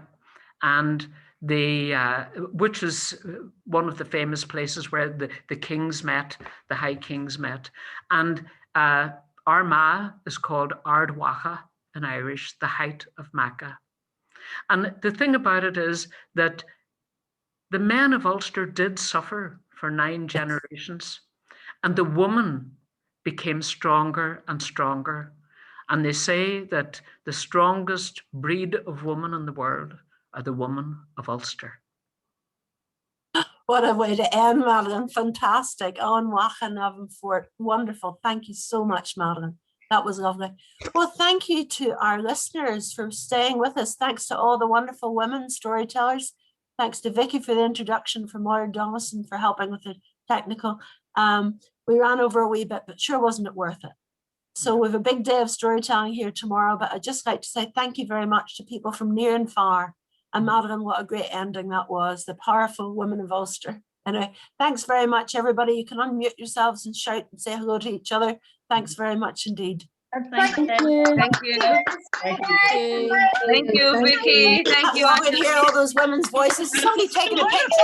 Taking a picture of Well the done, Raquel. Wonderful, Well done, wonderful, wonderful. Masako. Well done, Thanks very everybody. much. Thanks, everybody. Thanks to Sedona. Thanks to San Diego. Where else are you? Oh, God. Nandi, fantastic. It was great, wasn't it? I thought people were just great tonight. Fantastic. Thanks very much indeed. All the very best. New Zealand, Australia, San Diego, San Francisco, Chicago, and they're all still there. Belfast, of course, is there. Belfast. Whitehead's there. Clonmel was there as well. Lots and lots of places. Oh, there's our chair. Hello, Hillary. Didn't notice you there. How are you doing? It's been great, Liz. I've really enjoyed it. Thank you, Hillary. Thanks very much indeed, everybody. Somebody in Conlake, did you know? Yes. Oh, yeah, Beth Nickel. She's maybe away. Beth. That's where Beth lives. I hear you, Madeline. Yeah. Mariam. I was nervous. Bye-bye, everybody. Bye-bye. I'll let you finish it off. Fantastic evening. Thank you, Claudia. It's lovely to have you here. Lovely to have you here. Good night, everybody. Good night, everybody. Tomorrow, 10:30. Bye, Tona. Bye, Moira. Bye-bye, everybody. Goodbye, everyone. Bye, Marianne. Bye. Bye, Marianne. Bye, Sharon. Bye. Uh-oh, Bye. Liz. Vicky's the host. Yes, who's that talking to me? Good to see you. That's Claire in Sedona. Yes, Claire. How's it going? Do you know, I have just been so taken away by that session. It's been so long since I've heard in a row without fail, every single storyteller was telling just a brilliant story and they were all absolutely brilliant. I enjoyed that session. It's been the best one literally for so long for me to listen to. Tell your friends. Thank you so much. There's Anne Tolson relaxing there. She's relaxing. Liz, I love tonight too because I loved the medley of stories and the international flavor that they had, and people I've never seen tell. I've never seen Nandi tell a story. Oh, she's a good storyteller. Everyone was. What about our Vicky and her lovely original Selkie story? That was absolutely beautiful. Wow, is that original, Vicky? That was beautiful, beautiful story. Absolutely gorgeous. Who did the red dress? Who did the one about Sharon? the She's below you here on my screen. That's Sharon. Wasn't that that fantastic was story? Sharon. That was. I was really thinking about my own mum because that is just what she's like. You know. And she's not even got that realization. In Arizona, way up in the mountains, and she can't get back to see her mum as often as she'd like. Anyway, so that was brilliant. Look how relaxed Anne Tolson is. She's lying back there with the head on the pillow. She's grand. Anyway, so listen, students, who've got Gail and Masako, we'll see you in the morning bright and early at 10:30, and then you'll have your finale in the afternoon. Bye-bye, everybody. Vicky, thanks very much. You can do Thank you, everyone. Thank you so much. I'm going to save the chat. So I'm yes, my computer saves it automatically. So yeah, save all the chat. That would be good. Right. Okay. Bye-bye. Thank you so much. Stop the recording. Stop the recording.